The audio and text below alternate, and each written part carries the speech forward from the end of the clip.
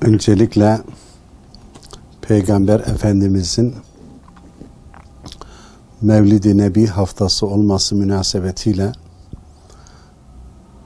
tüm kardeşlerimizin Peygamber Aleyhisselatü Vesselam'ı, onun doğumunu anma, onu anlamak ve onun hayatını hayatımıza geçirmek adına tüm kardeşlerimize, tüm vatandaşlarımıza mübarek olsun. Peygamber Aleyhisselatü Vesselam'a ilk davetini başlattığı zaman gençler bu Peygamber Efendimizin dürüstlüğüne, Peygamber Efendimizin hak ve adalet üzere yaşantısına gençler bakarak gençler icabet etmişler. Peygamber Efendimiz zaten kendi toplumunda Muhammedül Emin ismini almış. Yani Emin Muhammed, güvenilir, kendisinden başkasına zarar gelmez olan kişi anlamına gelen Muhammedül Emin lakabını almış. Ve gençler ilk önce Peygamber Efendimiz'e ağırlıklı olarak gençler icabet etmişler davetine. Bugün de İslam'ın davetine daha çok gençlerin aslında icabet etmesi gerekirken maalesef gençliğimiz gitgide Peygamber Efendimiz ve onun güzel ahlakından ve getirdiği dinden uzaklaşıyorlar veya uzaklaştırılıyoruz. Onu tabii sosyolojik, psikolojik, içtimai yönlerini ayrıca ele almak gerekir. Gençlerimize bizler de mutlaka, çünkü gençlik bir toplumun geleceğini temsil ediyor. Peygamber Efendimiz gençlere çok güvenmiştir. Peygamber Efendimiz gençlere sorumluluklar yüklemiştir. Peygamber Efendimiz gençleri dinlemiştir. Onları kararlarına karşı istişare etmiştir. Gençlerden daha çok mesela Uhud Savaşı'nın yapılması konusunda gençler daha çok ısrar edince bildiğim kadarıyla Peygamber Efendimiz yoksa Medine'yi savunma, içeriden savunma düşünülüyordu. Daha sonra dışarıya Uhud'a doğru gittiler. Bu da yine gençlerle istişare etmesi, sahabesinden elbette büyükler de var ama ağırlıklı olarak gençlerle istişare etmesi sonucunda Uhud Savaşı dışarıda yapılıyor, Uhud dağının eteklerinde. Yani buradan Peygamber Efendimiz anlıyoruz ki gençlerle istişare yapması, gençlere görev yüklemesi. Biliyorsunuz Mekke'de Medine'ye hicret ederken yerine Hazreti Ali'yi bıraktı. Bir genç. Yemen'e vali olarak gönderdiği zaman Muaz bin Cebel'i gönderdi, bir genç. Daha kendisi Mekke'deyken Medine'ye muallim olarak Mus'ab bin Ümeyr'i gönderdi, bir genç. Yani Bilal Habeşi yine bir genç. Yani ilk müezzinlerimizden, Peygamber Efendimiz'e ilk icabet edenlerden. Yani Peygamber Efendimiz gençlere çok büyük önem veriyordu. Onları dinliyordu, sorunlarını dinliyordu ve onlara sorumluluklar yüklüyordu ve görevler yüklüyordu. Gençliğine bakmıyordu. Aynı zamanda Usame bin Zeyd, ordu komutanı. Peygamber Efendimiz'in ölüm anında bile onu ordunun başına getirmiş. O ordunun içerisinde büyük sahabiler de var. Yani Usame bin Zeyd'i ordunun başına getiriyor ki o gün için çok genç bir sahabi. Usame bin Zeyd. Buradan anlıyoruz ki Peygamber Efendimiz gençlere çok büyük önem veriyor. Gençleri ülkenin, şehrin ve devletinin geleceği olarak görüyor ve onlara yaşlarına bakmadan sorumluluklar yüklüyor. Biz bunu anlıyoruz Peygamber Efendimizin bu tür icraatlarından. Aleyhissalatü vesselam veda haccında hayatının son günlerinde diyor ki terektu fikum emrayni. Size iki şey bırakıyorum. Len tadillu ma temessektum bihima. O iki şeye sımsıkı sarılırsanız delalete düşmezsiniz. Kitaballahi ve sünnete Resulillahi. Allah'ın kitabı Kur'an ve Peygamberin, Allah Resulü'nün sünnetidir diye bize sünnetine yapışılması gerektiğini birçok hadislerinde aleyküm bi sünneti ve sünnetil hulefâir raşidin, hem benim sünnetime, yani getirdiğim sözlerime, fiillerime ve onayladığım olaylara, hem de Raşid halifelerimin sünnetine, onların da sözlerine, fiillerine ve onayladıklarına dikkat edin, onlara yapışın. Hatta azı dişlerinizle yapışın ki dalalete düşmeyesiniz diye Peygamber aleyhissalatü vesselam bizlere söylüyor. Ve bunları ilk Peygamber Efendimizin bu nesihatlerini yine İslam tarihine baktığımız zaman hep gençler bu nesihatlerden yola çıkarak ülkeler fethetmişler. İslam toplumunu genişletmişler. İslam aleminin değişik yerlerinde hizmetler vermişler. Burada şunu anlayabiliriz, şunu bu anlamda söyleyebilirim.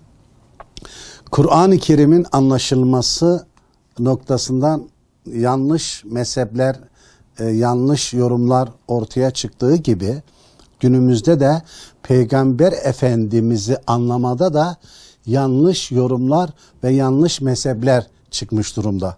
Öncelikle gençlerimizi bu Peygamber Efendimiz'i anlamada yanlış yorumlardan, yanlış tevillerden kurtarmamız gerekiyor. Peygamber Efendimiz'i Kur'an'ın merkezinden çıkardığımız zaman namazı nasıl kılacağız? Orucu nasıl tutacağız? Haccımızı nasıl yapacağız?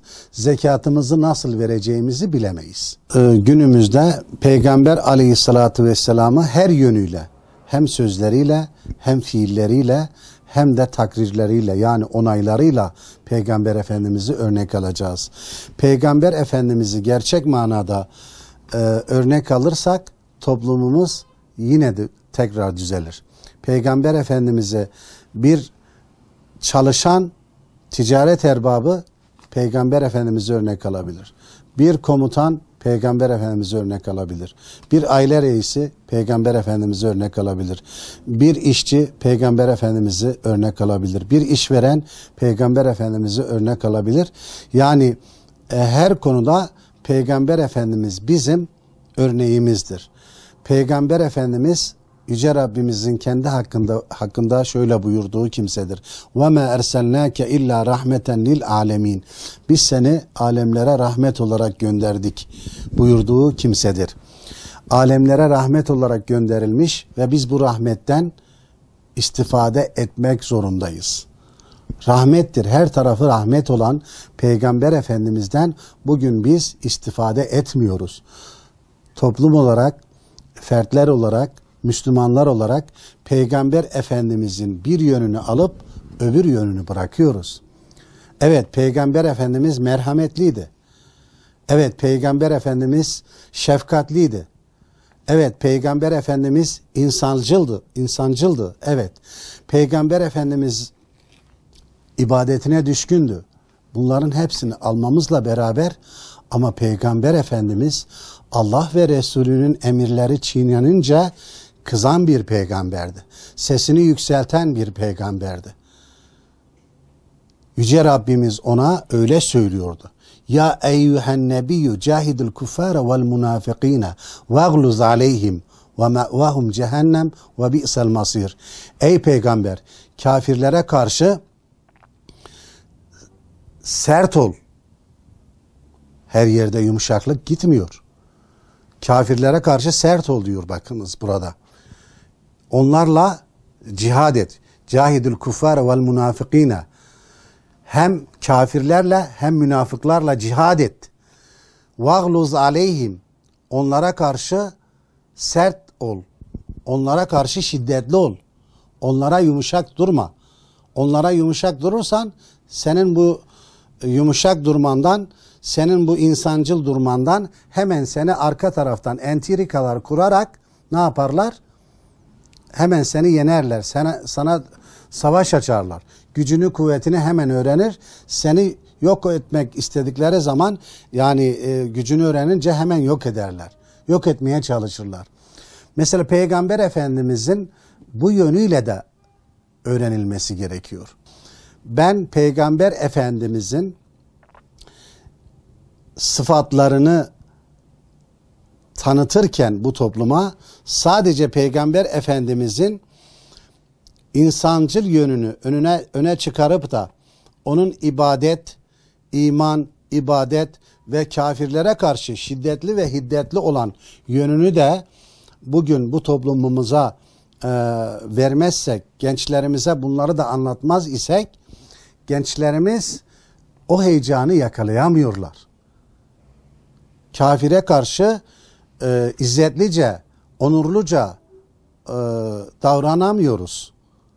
Oysa ne o pahasına olursa olsun eşiddâ'u alel kuffar ayetine göre davranmak zorundayız. وَمَا آتَاكُمُ الرَّسُولُ فَخُذُوهُ وَمَا نَهَاكُمْ عَنْهُ فَانْتَهُوا اِتَّقُوا اللّٰهِ اِنَّ اللّٰهَ شَد۪يدُ الْاِقَابِ. Allah'ın Resulü size ne verdiyse onu alınız. Sizi neden yasakladıysa ondan da uzak durunuz. Allah'tan korkunuz. Çünkü Allah azabı şiddetli olandır buyuruyor.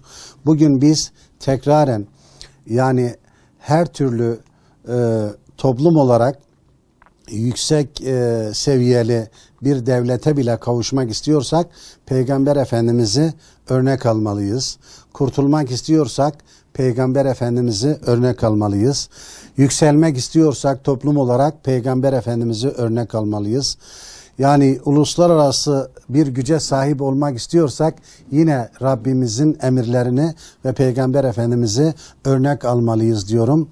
Yüce Rabbimiz bu vesileyle bütün Müslüman kardeşlerimizi af ve mağfiret eylesin, rahmetiyle muamele eylesin.